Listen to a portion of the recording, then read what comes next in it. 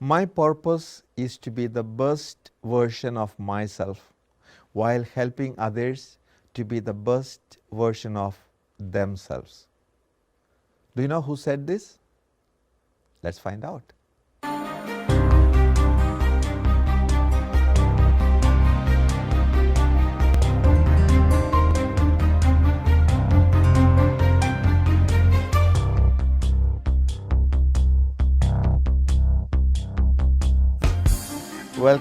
Welcome to Wordnet Productions, and I'm Father Sony Sebastian. Welcome to another edition of Power of Love program. Today we have Mr. Gabriel Reyes. Gabriel is a multifaceted person.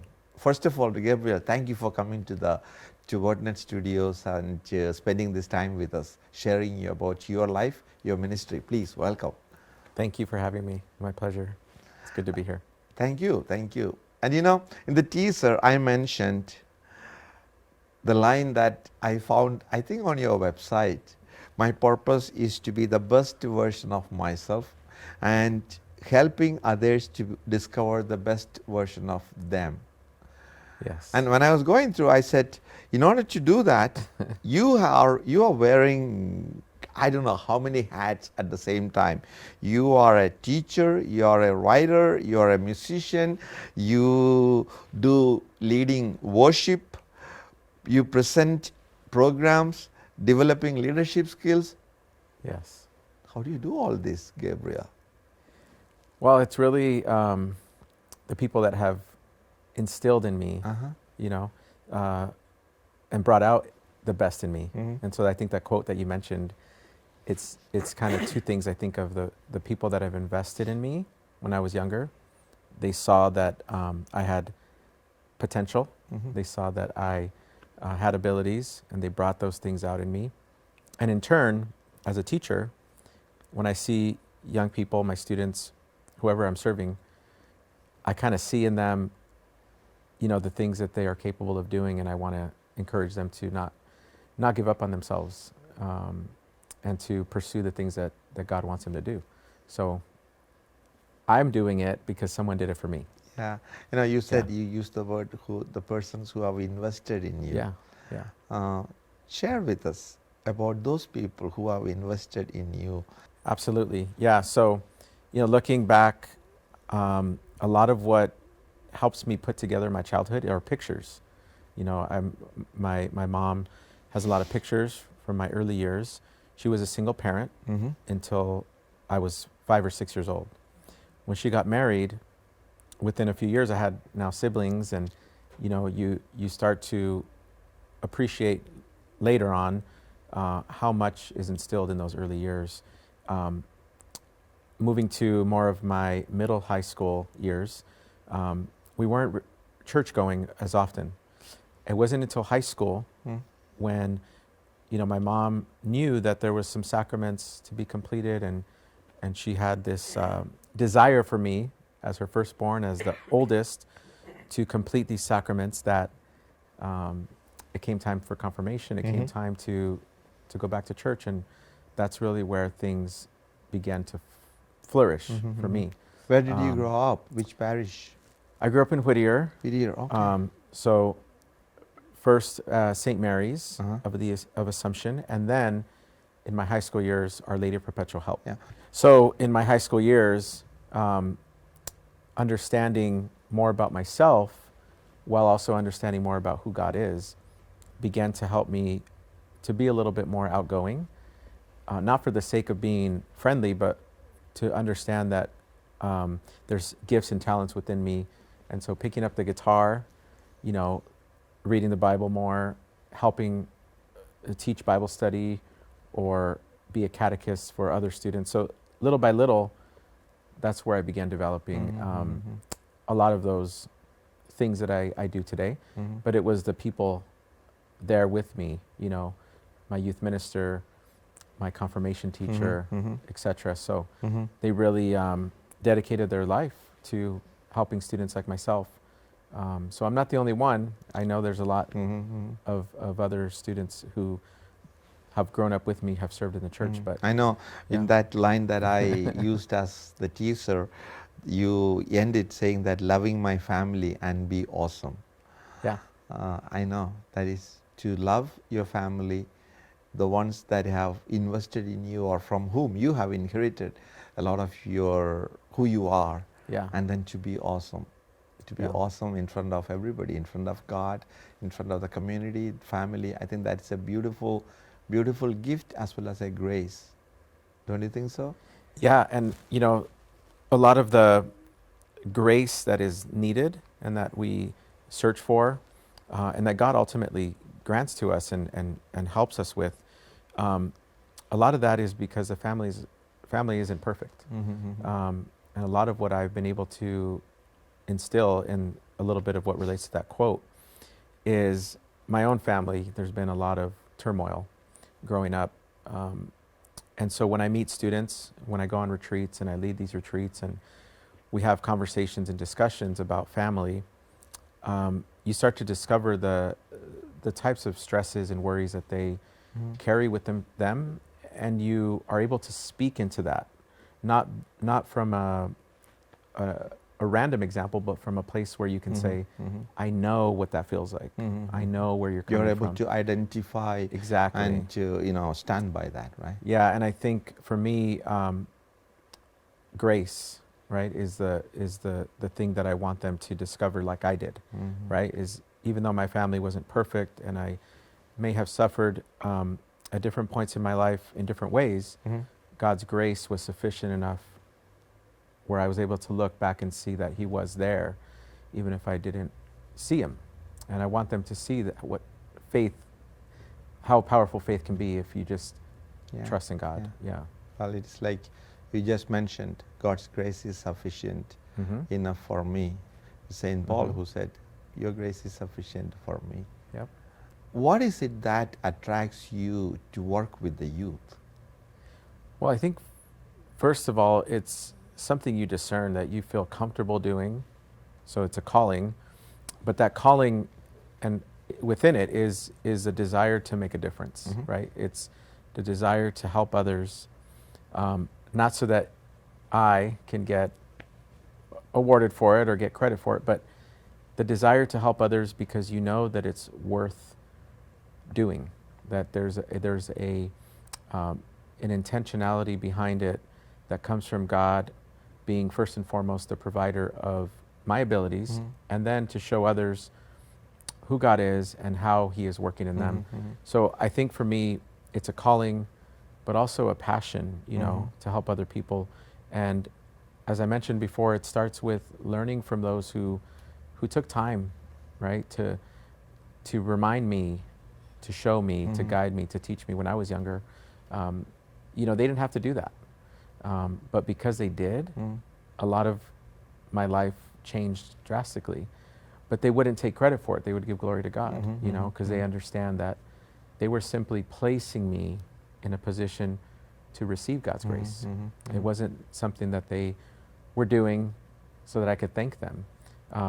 So I think for me, the calling in youth ministry, the calling in leading retreats, in leadership, all of that is to help other students, younger students, flourish, to know themselves. By knowing themselves and knowing God, they can start discovering their gifts, start serving in the world in ways that are meaningful, How long have you been doing this, especially the youth ministry? So right after I was confirmed, I was 18 years old and I stayed in the church. I stayed volunteering. I taught confirmation classes, attended Bible study, started getting trained to be a catechist. So very early on, I stayed connected and picked up a guitar a little bit after that. And then my first full-time ministry position was in 2005. And so since the 2005, I've been in a full-time ministry position since then, all the way up to these previous years, more recently where I've been in Catholic education. Yeah. Now, going again further with the ministry that you have been doing with the youth and young adults, and you said you took the guitar. Yeah. How or what is the impact that the guitar or music normally makes with this kind of ministry? Well, we know, even when I was first starting, the reason I picked up a guitar was because I love music. And so became an interest for me at a young age. I never had musical training. My parents never took me to any kind of music classes.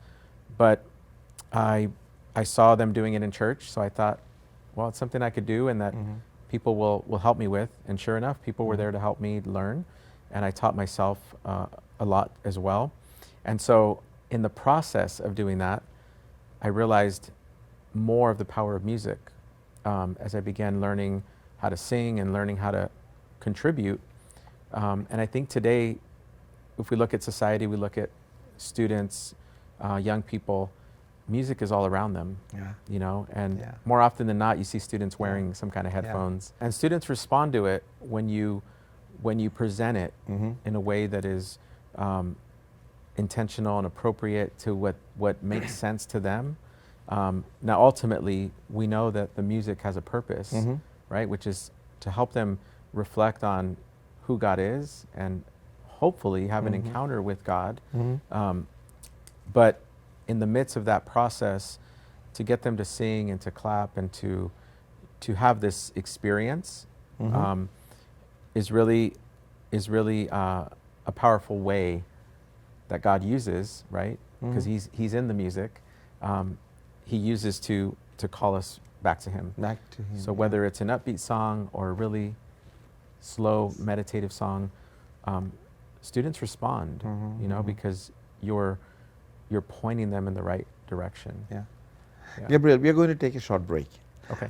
When we come back, I want to find out from you some of your experiences of working with the youth and the kind of tendency or what we find today among our youth, especially what I mean is the Catholic or the Christian youth. Okay? Sounds good. Please don't go away. We have a lot more waiting, and Gabriel is going to share with you or share with us about his experience of working with young adults and youth. Stay with us.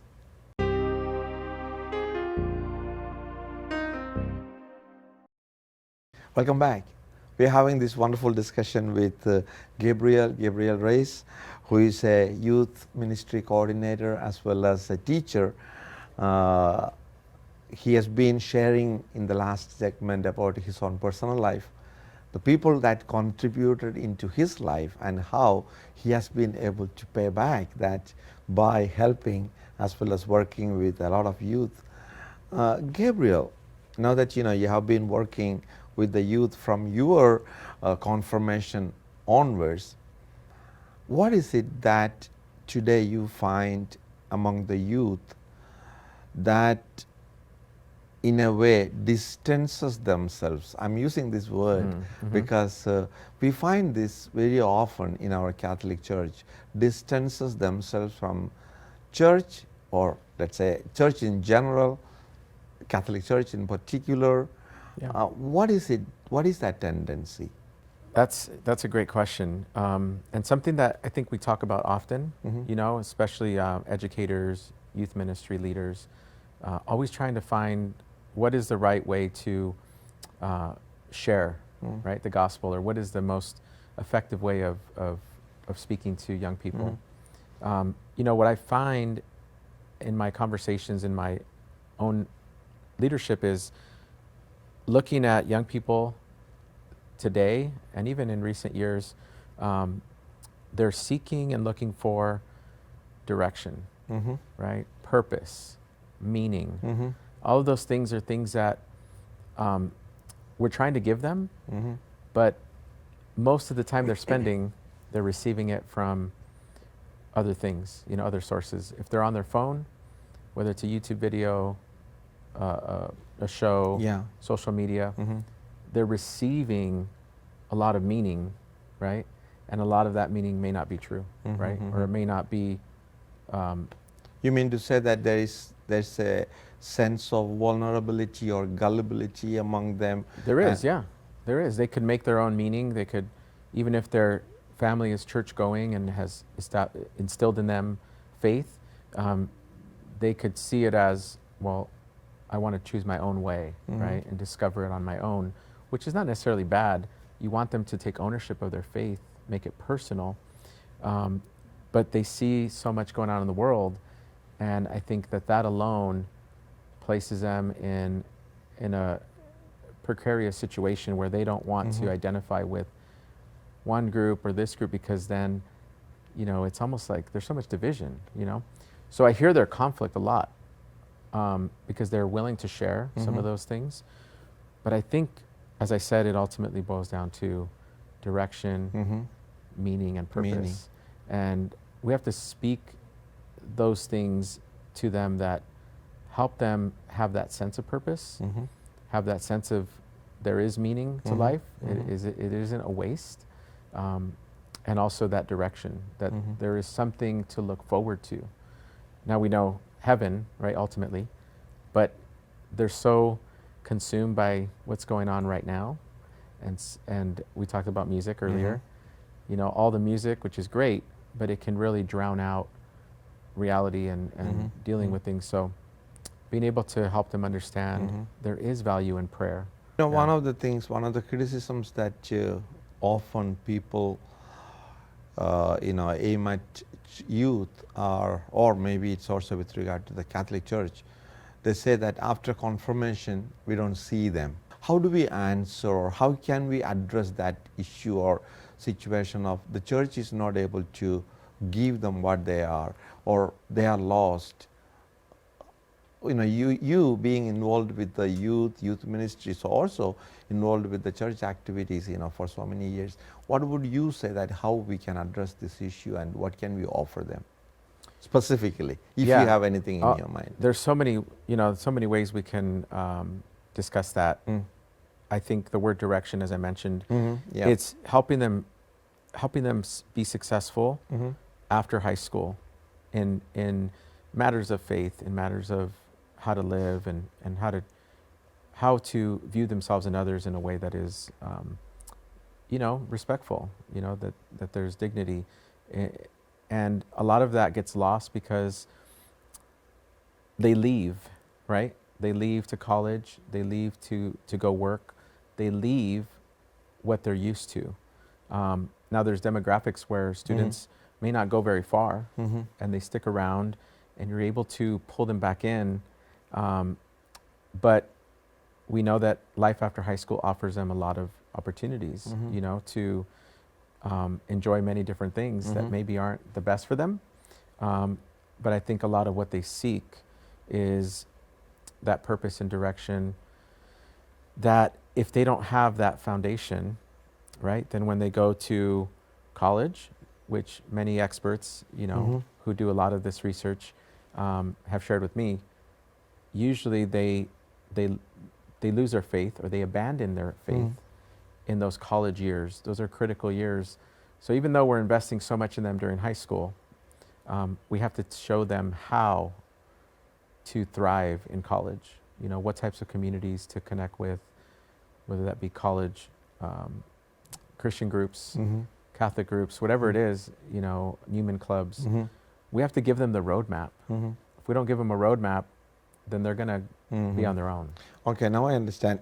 When you said direction, this is trying to bring them into that right path, show them that, and then they will move along. I've seen it. I've seen both, right?